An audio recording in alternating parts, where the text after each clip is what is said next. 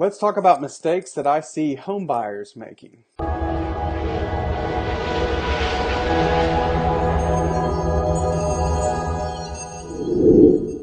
Hi, everyone. Thank you so much for joining me again. Happy Monday to you, or at least I'm recording this on a Monday. It's been a very productive day, but I'm excited to share this information with you.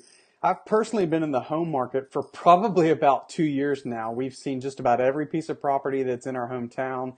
My wife knows the neighborhoods by heart. When something comes up on the MLS listing, we've probably either already looked at it in the past or we know about that home. We've just been searching for a very long time. And some of the realtors that we've been working with would probably tell you that we're a little too picky. And it might be true, but we just don't want to make a mistake with our home purchase. We know that it can be considered, or most likely is, for a lot of people, the largest purchase that they'll ever make in their life. But some of the mistakes that I see people make, and this ranges all the way from first-time home buyers to people like myself who have bought multiple homes, people just make mistakes. You hope you'll learn along the way, but still some of those old mistakes creep up. And I want to run through 4 of them with you today and share them with you in hopes that maybe you can avoid those too and not make the same mistakes that I've made or that other people continue to make in their lives when they're buying a home. So the first one I want to talk about is the idea that a home purchase is an investment. So can you make money on a personal residence? Sure you can. You can buy at a good time and wait a few years, gain that appreciation, and then sell it and make some money. But a lot of people use this as an excuse to justify buying maybe more house than they should.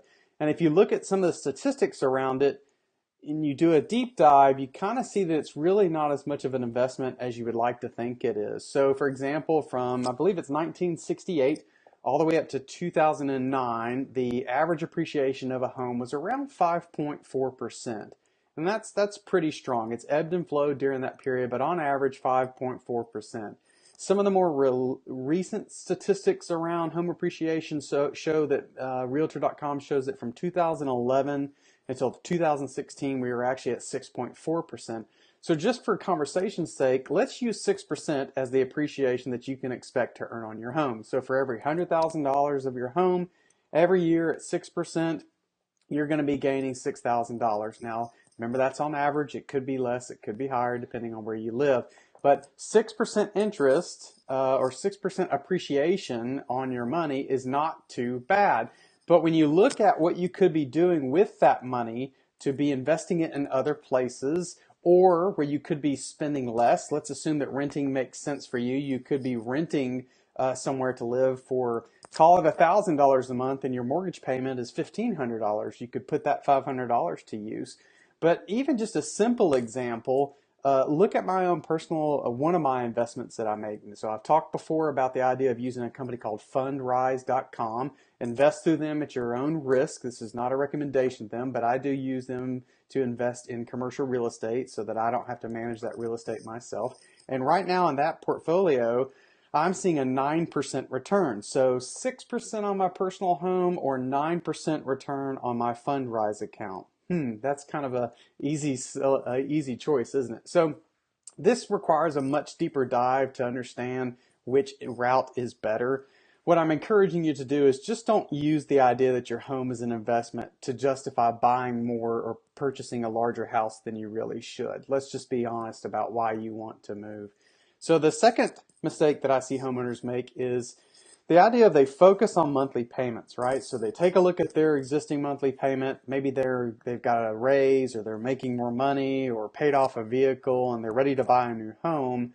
They still get focused on the monthly payment. They look at their budget, and that makes sense, right? If you've got room in your budget for a $1,500 a month payment, you think of it that way. But what I really want to encourage you to do is think of it like most wealthy people do. If you've read some of the books out there, you've heard the saying that the wealthy people focus on assets and liabilities, whereas poor people focus on income and expenses. And so think about the idea of having to finance a home. So a $100,000 mortgage for every $100,000 you owe in debt on your home. Right now, in today's rates, over 30 years, if you kept the house the entire time and paid every month for 30 years, would cost you $193,000.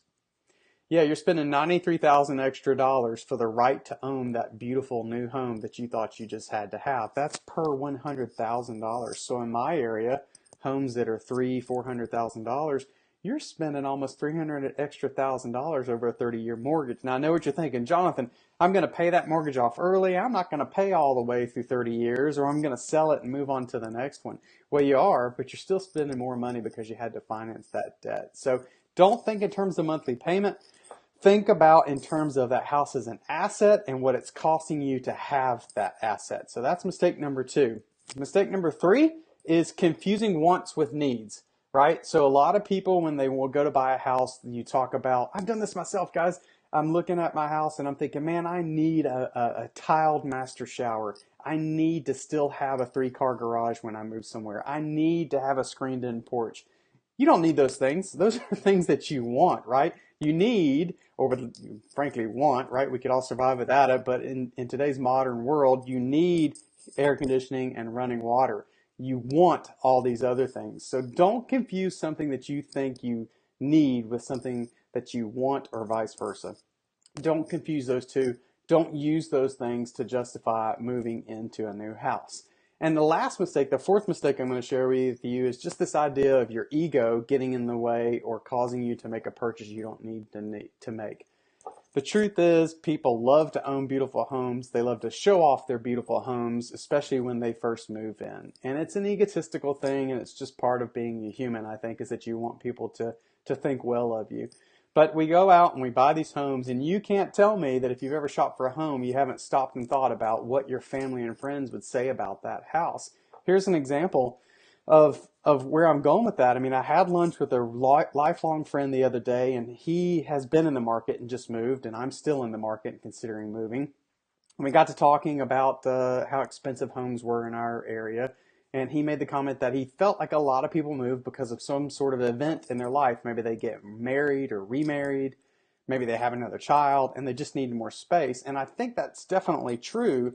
But I think most people move because of ego, because they're making more money. Now they're going to spend more money. And it does go back to this whole idea of wants versus needs. So don't let your ego, your need to feel liked or respected, drive you to make a purchase, that you don't need to make. Make a decision to buy a house because it's something you want to do and something you can afford to do. When it all comes down to it, the advice I would give you is to spend less than you need to get the things that you really need and hopefully some of the things that you want. Spend less and take that difference in what you would have paid and invest it in other places, to diversify yourself and hopefully get a better return on your money. I hope that helps you. I'll talk to you again soon. Take care.